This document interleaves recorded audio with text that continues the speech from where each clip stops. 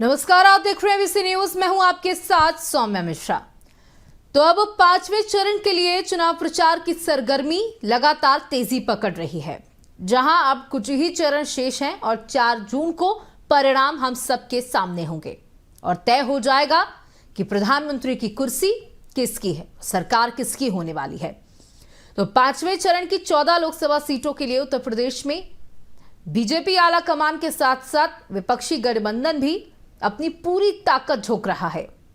जहां आपको बता दें कि एक तरफ प्रधानमंत्री मोदी ने हमीरपुर, बाराबंकी में और फतेहपुर में चुनावी रैली को संबोधित किया, वहीं अमेठी और रायबरेली को साधने के लिए एक साथ अखिलेश यादव और राहुल गांधी ने जनसभा की और इस जनसभा में बिना नाम लिए अखिलेश यादव ने स्मृति ईरानी को जमकर घेरा। उन्होंने कहा कि कहीं ऐसा ना हो कि जनता इस बार अमेठी से सिर्फ स्मृति ही स्मृति रह जाए।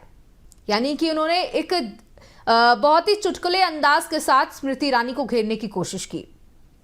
जहां आज गृह मंत्री अमित शाह ने एक चुनावी रैली से अमेठी में रायबरेली को साधने के लिए एक दिग्गज नेता ब्राह्मण चेहरे मनोज पांडे को भाजपा में शामिल कराया, जो समाजवादी पार्टी से थे, लगातार 2 बार से चुनाव जीत रहे थे और इससे माना जा रहा है कि ब्राह्मण वोटर भी काफी प्रभावित होगा।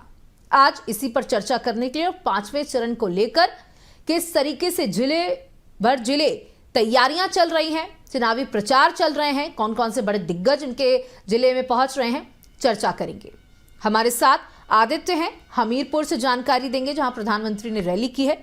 वहीं विजय हैं, अमेठी और रायबरेली की जानकारी हमें देंगे कि किस तरीके का चुनावी माहौल चल रहा है, जनता का मूड क्या है, साथ ही साथ जिस तरीके से ताबड़तोड़ रैलियां की जा रही हैं दोनों ही पार्टियों के तरफ से, उस पर बात करेंगे।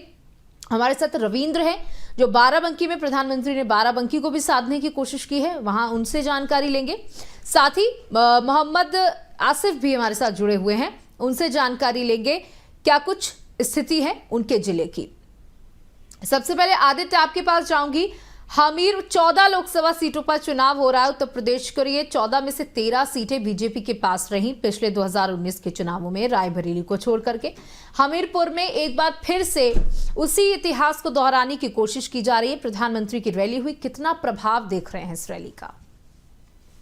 देखिए सौम्या, जैसा कि सभी जानते हैं कि हमीरपुर जनपद बुंदेलखंड का प्रवेश द्वार कहा जाता है और यहाँ से लगातार 2 बार सांसद, भाजपा के सांसद पुष्पेंद्र सिंह चंदेल लगातार 2 बार सांसद रह चुके हैं और तिबारा भी उन्हीं पर दांव लगाया है भाजपा ने। और उसी को लेकर आज हमीरपुर, महोबा और तिंदवारी, झांसी की जनता को संबोधन करने और उनके प्रत्याशियों, भाजपा के प्रत्याशियों को विजय दिलाने के लिए प्रधानमंत्री स्वयं यहां पर शंखनाद।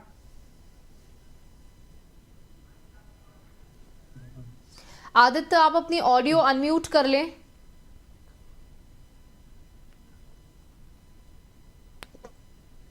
और ये कहा है कि विपक्ष जो कर रहा है आने वाले समय पे वो आपके हित में नहीं है। उन्होंने बताया कि जहां विपक्ष एक ओर ये भी कह रहा है कि पाकिस्तान से डरिए, तो वहीं प्रधानमंत्री ने कहा ये भूल गए कि हम बुंदेलखंड को ही यहाँ पर फैक्ट्री लगाकर कॉरिडोर बनाने जा रहे हैं। अब बुंदेलखंड वासी पाकिस्तान से डरने की जरूरत नहीं है, पूरे देश को डरने की जरूरत नहीं है।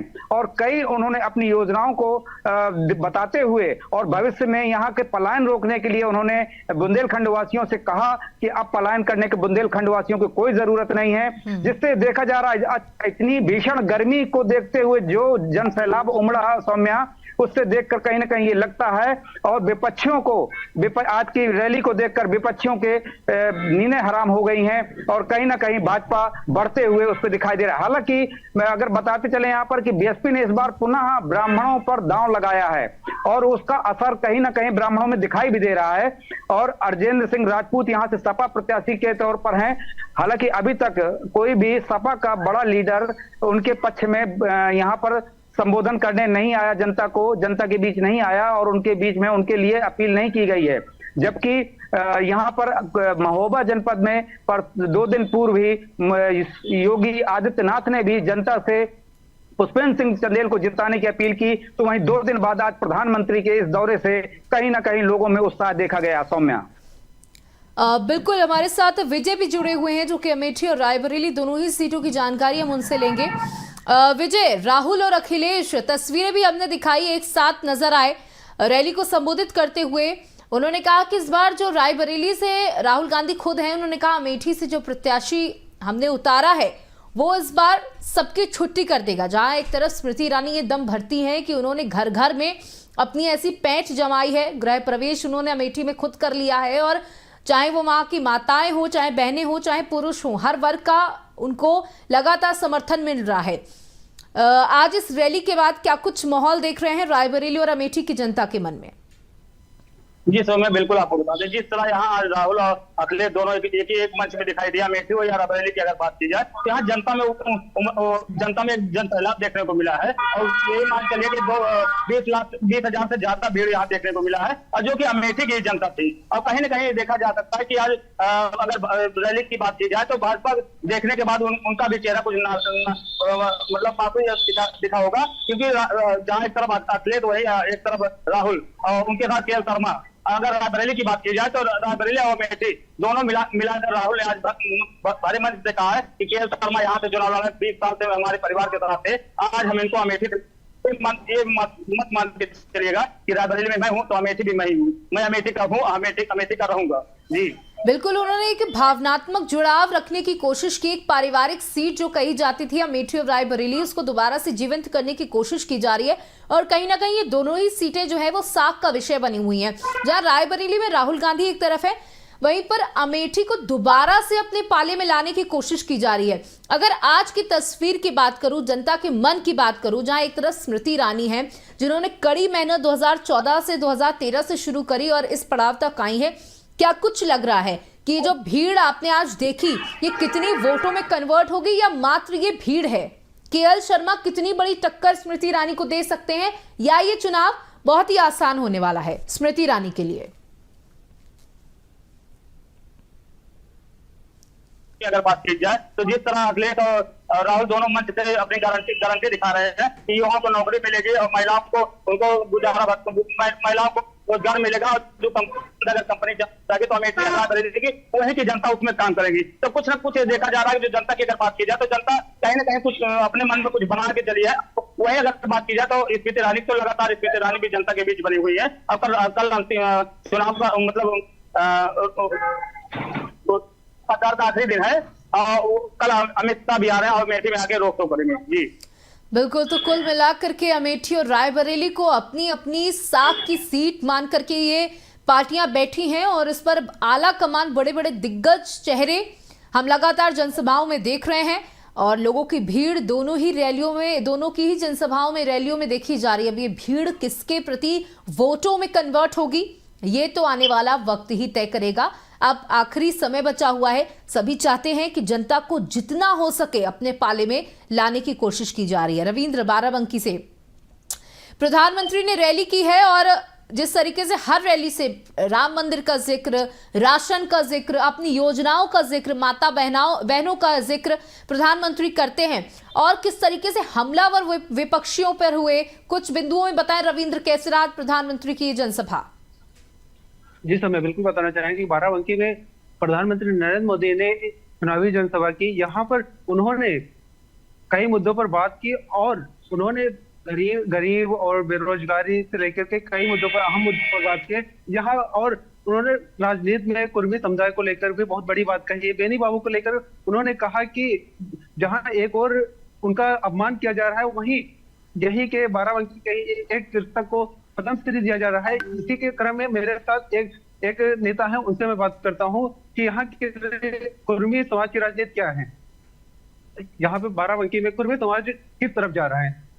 देखिए, हमारा बाराबंकी समाज जो है कुर्मी का समाज माना जाता है, और ज्यादातर इनके फॉलोअर आदरणीय बेनी प्रसाद वर्मा जी के समर्थन में जाते हैं, और हमारे भी राजनीतिक गुरु परम आदरणीय बेनी प्रसाद वर्मा जी हैं।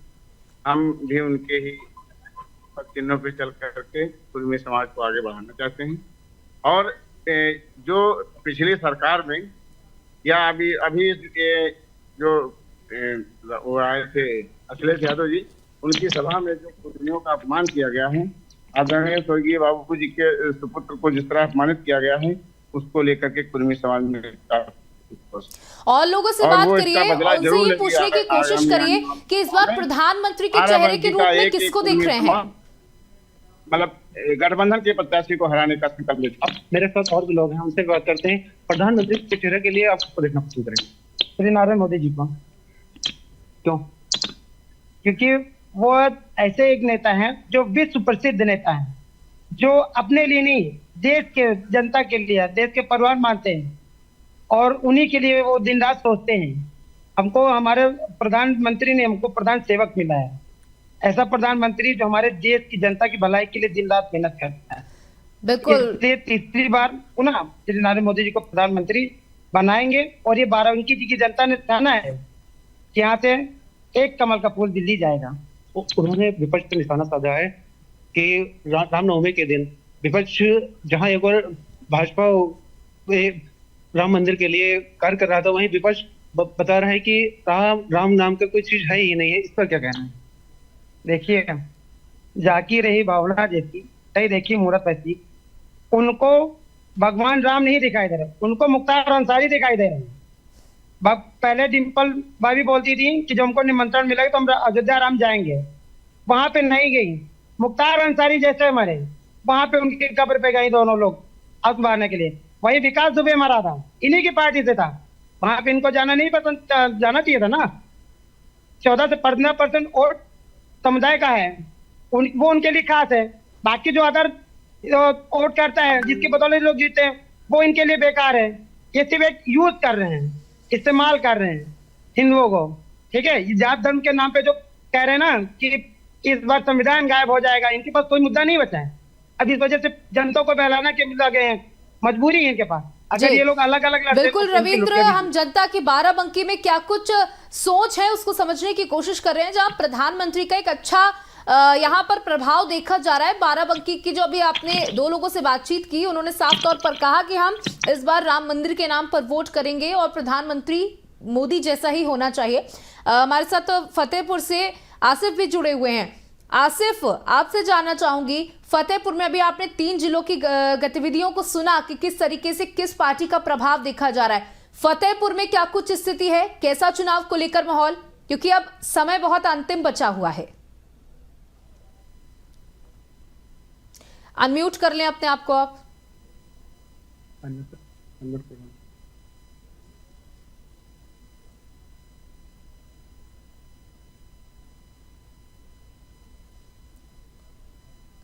जी आसिफ, सुन पा रहे हैं आप? आपकी आवाज हम तक नहीं पहुंच रही है।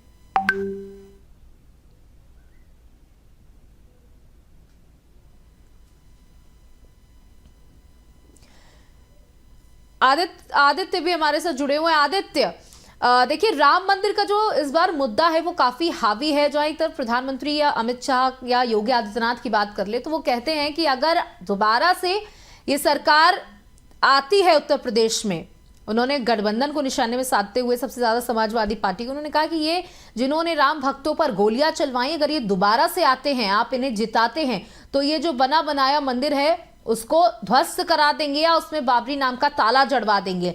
इन सब बातों का, या अगर मंगलसूत्र प्रकरण को ले हम, पूर्व प्रधानमंत्री मनमोहन सिंह के बयान को जिस तरीके से प्रधानमंत्री ने मंचों से उठाया, इन सब जो बातों का कितना प्रभाव आप देख रहे हैं जनता पर पड़ता हुआ, या लोगों को लग रहा है कि ये सिर्फ राजनीतिक मुद्दे हैं? देखिए सौम्या, हमीरपुर जनपद में इस तरह के मुद्दों का कोई असर नहीं है। यहाँ पर हमेशा से चुनाव जात धर्म पर हमेशा होता रहा और इसी को लेकर देखा जाता रहा। इसीलिए बसपा ने ब्राह्मण प्रत्याशी उतारकर ब्राह्मणों को तोड़ने का काम किया है, तो वहीं पर सपा ने, क्योंकि यहाँ पर लोधी वोट बैंक बहुत अच्छा, राढ़ क्षेत्र में लोधी वोट बैंक सबसे अधिक माना जाता है, इसीलिए अर्जेंट सिंह लोधी को टिकट देकर और इसको तोड़ने का काम किया है कि भाजपा को वोट बैंक कैसे तोड़ा जाए।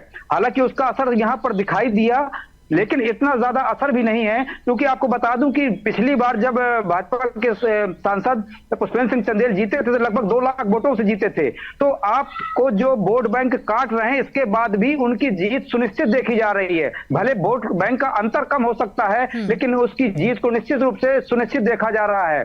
तो यहाँ पर जो ये राष्ट्रीय स्तर के मुद्दे हैं, यहाँ पर काम नहीं करते हैं। यहाँ पर मुख्य मुद्दे जात धर्म से जोड़कर देखे जाते हैं और वही मुद्दे काम करते हैं। हालांकि रोजगार को देखकर ये नवयुवकों में रोजगार को लेकर एक आक्रोश सा दिखाई देता है, मगर यहाँ पर जब उनसे बात की गई और उनसे बात की जाती है तो यही कहते हैं कि जो देश हित में काम हो रहे हैं वो सर्वोपरि हैं। इसलिए हम वोट तो मोदी को ही देंगे, क्योंकि ये देश का मामला है। ये विधानसभा का चुनाव नहीं है, ये लोकसभा का चुनाव है और हमें मोदी को ही प्रधानमंत्री बनाना है। ऐसा जब सामने निकल के आता है, आज भीषण गर्मी पर 42 डिग्री तापमान पर जो भीड़ देखी गई और जो उत्साह देखा गया, तो निश्चित रूप से यहाँ पर कहीं ना कहीं विपक्षियों के हौसले पस्त हुए हैं। सौम्या, बिल्कुल।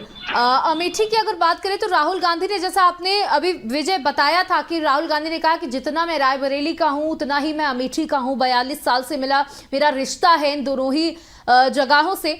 लेकिन उन्होंने कहा कि मैंने अमेठी को बहुत तरीके से बदलते हुए देखा। जहां पहले यहाँ पे टूटी सड़कें थी, उसके बाद मैंने यहाँ पर पक्की सड़कों को देखा, बिजली आते हुए देखी। तो उन्होंने जिस परिवर्तन की बात करी और उस परिवर्तन में सबसे ज्यादा अपना कांग्रेस पार्टी का योगदान बताया। जहां दूसरी तरफ स्मृति ईरानी कहती हैं कि जब वो 2013 में अमेठी आई थी तो यहाँ की स्थिति बहुत विकराल थी।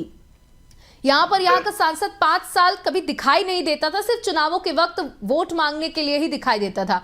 उसके बाद उनके आने के बाद यहाँ विकास हुआ, लोगों की समस्याएं हल हुई। तो ये बात किसकी मानी जाए?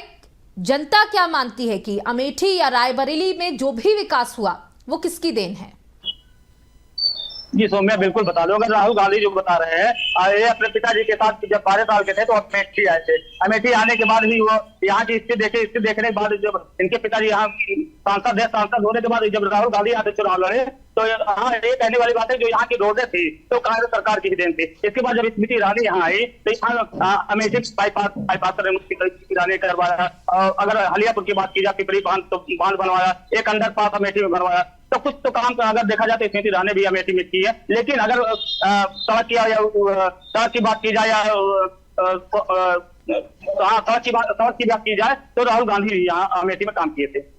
देखिए, रायबरेली की रैली में अमित शाह ने एक बड़े ब्राह्मण चेहरे को, मनोज पांडे को बीजेपी में शामिल करा लिया। 11% वोट है ब्राह्मणों का, कितना असर देखने को मिलेगा? और एक कहीं ना कहीं विधायक स्तर के कार्यकर्ता को बीजेपी का एक गृह मंत्री ने बीजेपी में शामिल करा, इसका कितना प्रभाव जनता के मन में देख रहे हैं? ये तो मैं बिल्कुल बता, अगर रायबरेली की बात की जाए तो मनोज पांडे भी वहां से विधायक रह चुके हैं और मंत्री भी रह चुके हैं। अगर बात की जाए राहुल गांधी की, तो राहुल गांधी या सोनिया की बात की जाए तो देखो गांधी परिवार मान देता रायबरेली और अमेठी। सब तो देखना ही होगा कि मतलब भाजपा किस तरह अपने दांव खेल रही है कि ब्राह्मणों का चेहरा लाके खड़ी कर रही है। तो लेकिन कहीं ना कहीं देखा जा रहा है जो कांग्रेसी है करेंगे। जी, केएल शर्मा जो अमेठी से प्रत्याशी उतारे गए हैं, कहा जाता है कि जब कांग्रेस के जो दिग्गज नेता जो यहाँ से चुनाव लड़ते थे वो यहाँ नहीं आते थे, चाहे राजीव गांधी की बात कर लिया, सोनिया गांधी की बात कर लिया, तो केएल शर्मा ही उनका कामकाज देखते थे। तो यहाँ के हर घर से, हर एक इंडिविजुअल से उनका काफी जुड़ाव है। वो यहाँ की हर गली, हर सड़क, हर कुनबे को जानते हैं, इसलिए उनका प्रभाव भी अमेठी में ज्यादा देखा जा रहा है।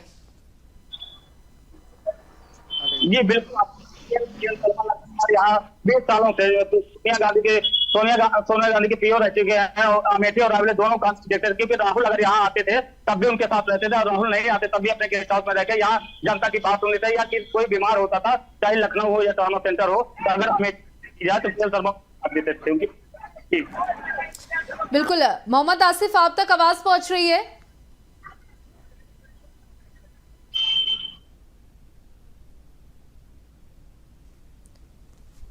आसिफ, आप सुन पा रहे हैं हमें? उन तक आवाज नहीं पहुंच रही है किसी टेक्निकल कारण की वजह से।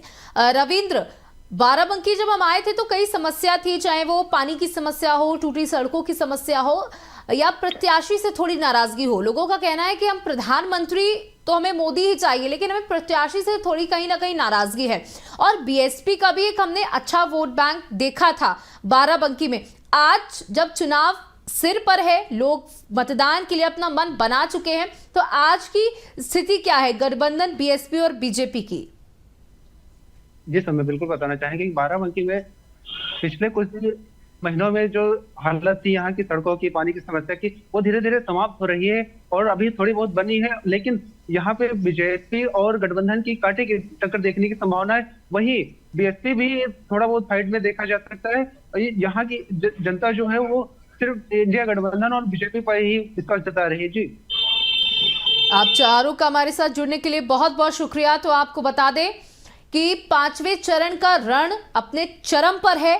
सभी पार्टियां अपनी अपनी ताकत झोंकने में लगी हुई हैं, कोई कोर कसर नहीं छोड़ना चाहता है। हर दांव पेच लगाने की कोशिश की जा रही है।